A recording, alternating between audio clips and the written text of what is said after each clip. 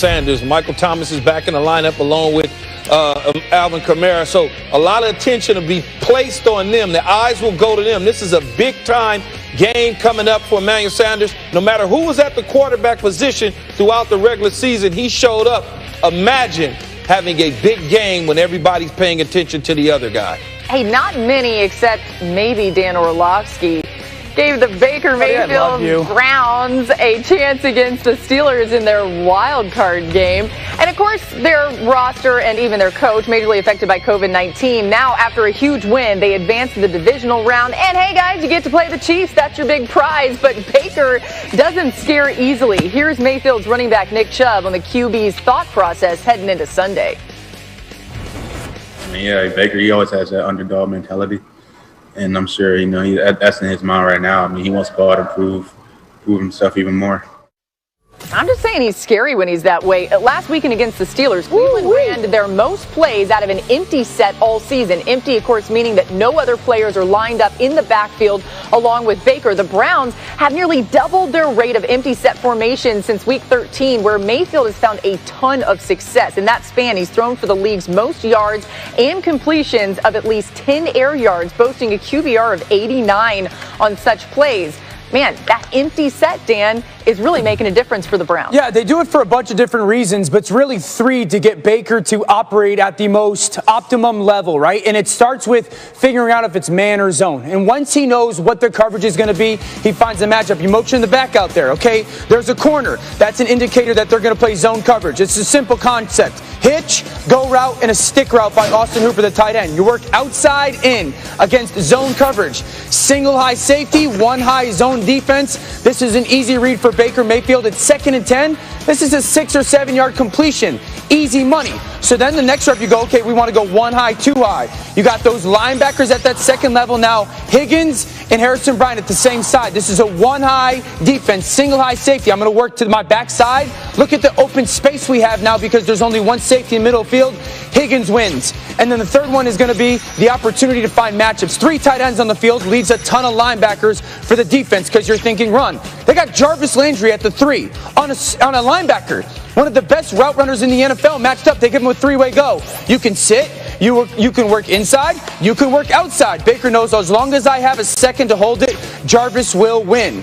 And so the multiple ways that they are getting into empty and giving him information before the snap, and then he just goes about diagnosis. Okay, there's the zone beater, work it. There's the one high beater, work it. Oh, there's the matchup I want, my guy's going to win.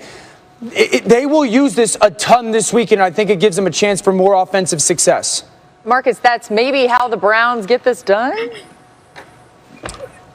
Yeah, that's a part of it. Look, everybody that's talking about this game is going to talk about Chubb and Kareem Hunt, and rightfully so, trying to be dominant in this game. But look, over the past few weeks, we've watched, and Dan just showed, this is going to be about Baker as well. Like all of these big games. Think back to the Baltimore game this season, looking at the Pittsburgh game. Baker at times in this game is going to have to go toe-to-toe with Patrick Mahomes because I don't see this Cleveland Browns secondary taking a lot away from what the Kansas City Chiefs want to do through the air. So this is going to be about explosive offense. Baker being off script, scrambling for some first downs, doing all of the extra stuff that we've seen him over the past 2 months almost have the ability to do. If Cleveland is going to win this game, there's a lot of reasons why we could say, and obviously you talk about Stefanski, the run game, the physicality of his offensive line. In all of these games, Baker Mayfield has had to be special. Tennessee, Baltimore Ravens, Pittsburgh Steelers the first time before the playoffs, Pittsburgh Steelers the second time. And that doesn't mean they need to deviate away from what they want to do offensively. But everybody sitting on this show, everybody in America that knows when this game kicks off, if Baker Mayfield is going to have a chance and the Cleveland Browns is going to have a chance, he's going to have to continue to play at that high level, pushing the ball down the field and scratching and scraping to pick up key third downs like he's done over the past couple months. If he can do that, the Cleveland Browns will be in this game.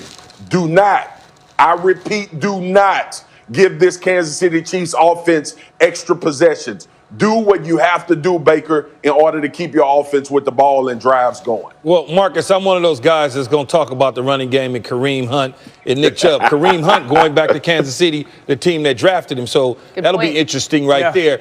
Yeah, look, they're going to run the football. This is what they do. I understand they get into empty sets. Empty sets, that's something that they add to the equation. No doubt. But overall, they're not going to try to get into a shoot. The biggest mistake that they can make is trying to get into a shootout with the Kansas City Chiefs, trying to stay in empty all over the lot, trying to throw the ball 50 times downfield. You're going to get into trouble doing that. Play your game. Run the ball. Allow Baker Mayfield methodically to hit guys in certain spots in certain times. Manage the game with a short field. Don't try to all of a sudden, we're going to get in the empty. We're going to just sprinkle it all over. This is not Oklahoma. No, you're not going to. No, not at all. They get run out the building, Dan, because the moment you go 3 and out, 5 and out, 6 and out, and Kansas City gets the ball back, too many possessions. I think the biggest mistake is them thinking that they don't need to get in a shootout. Their defense is not going to stop Kansas City's offense. So you better think you got to hang 40 on Kansas City defensively to win this game. They're going to have to run the football, no doubt, but they will have to utilize the pass game to create explosive plays. I buy both of those strategies, which makes this even crazier because you never know what's going to actually work against the Chiefs. Coming up next, the X-Factor player in Bucs Saints Sunday.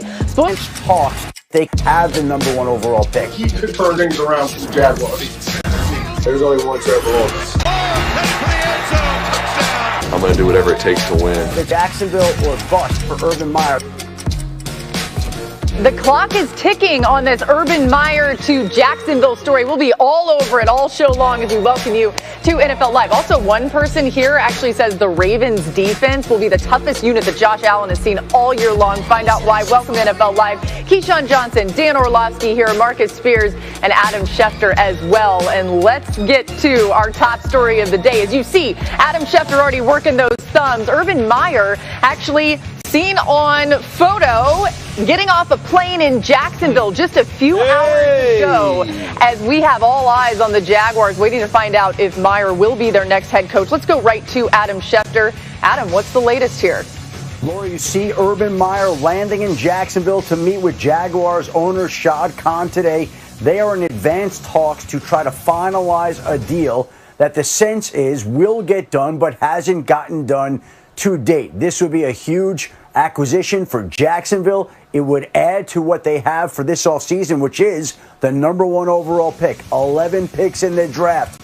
The situation with $100 million over in cap space. They've got all this going on, which makes it a highly attractive job for Urban Meyer, who's meeting with the team today, just as he met with them yesterday and has met with them repeatedly during this process.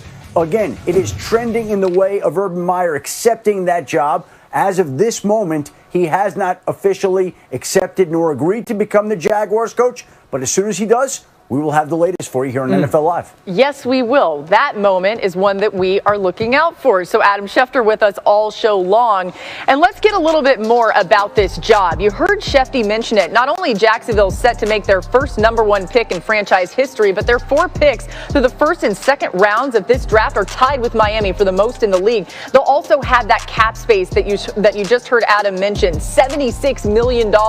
And maybe they can add to the defense that allowed the 5th most yards in NFL history, or pair Trevor Lawrence with a tight end. Either way, there are plenty of decisions to be made